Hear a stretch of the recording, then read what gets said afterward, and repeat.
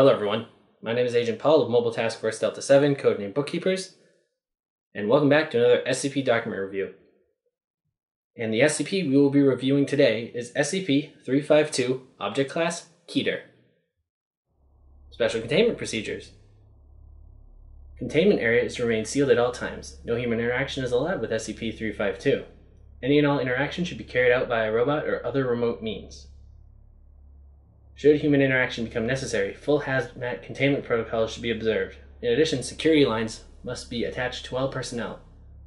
Should any personnel begin to exhibit erratic behavior, they are to be immediately removed from the containment area via the security lines. Any staff reporting hallucinations after interaction with SCP-352 or her hair are to immediately be placed under quarantine. Any staff working in or around the containment area must submit to random psychological and physical testing. Anyone found to be contaminated will be placed into immediate quarantine. Staff attacked by SCP-352 may only be recovered if they have not been bitten by SCP-352. SCP-352 is to be fed only once weekly. Feeding will be discontinued for 1 month if SCP-352 attacks any personnel. Description: SCP-352 appears to be a very old, emaciated woman of indeterminate age and race. SCP-352 speaks Old Russian, but with an accent and dialect that makes translation very difficult. SCP-352 is extremely unwilling to communicate, with most of the conversations thus far made primarily of threats or statements of revenge. SCP-352 has never identified herself by any name, and due to her aggressive nature, it has been impossible to determine any background information. SCP-352 possesses a level of strength and speed much higher than what should be possible for a person of her perceived age and physical dimensions, and has been shown moving loads in excess of 200 kilograms with little physical strain, and moving at speeds in excess of 70 kilometers per hour. SCP-352 can recover from wounds that would be lethal to a human being, including decapitation and disembowelment. This regeneration can take between several days to several weeks, depending on severity.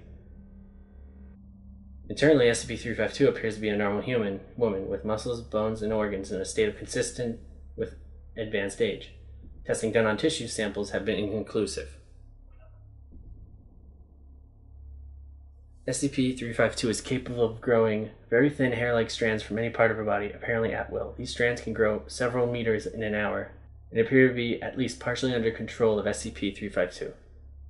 They have been observed crawling along floors and up walls and other structures. These hairs are clear and nearly invisible to the naked eye, and appear to be slightly weaker than standard human hair. Strands are also coated in a thin layer of chemical enzyme identical to the enzyme in the saliva of SCP-352. SCP-352 produces an enzyme that is most concentrated in the saliva and hair, but is present in all bodily tissues of SCP-352. How it is produced and its exact chemical makeup are unknown. This enzyme reacts on contact with human tissue and rapidly attacks the nervous system.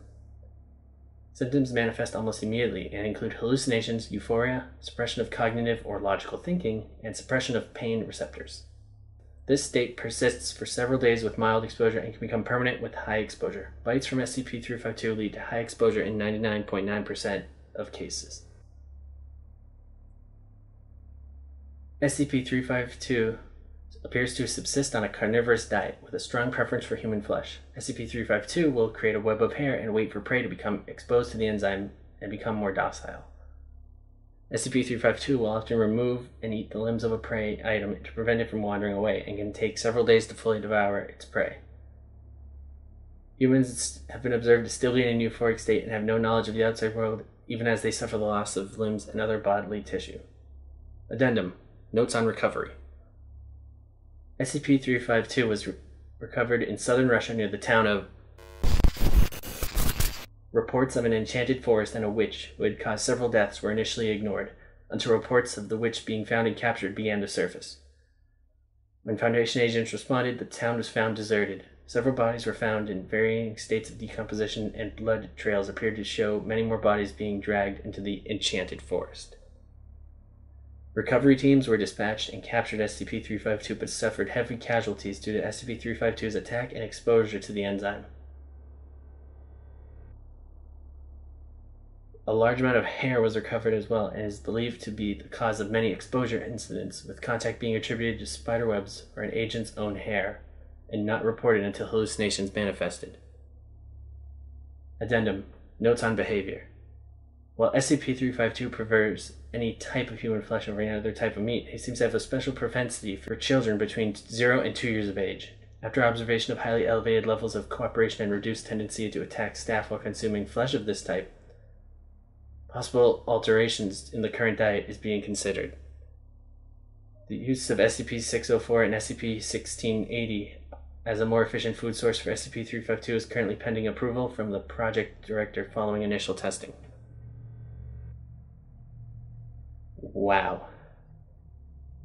I didn't even know about this one either. Well, everyone, that's it for this week's document review. Thank you all for listening or watching. And my name is Agent Paul of MTF Delta 7. And I will see you next week with another document review, which will be one of the Dado SCPs. Whatever those, I'm really concerned what those things are.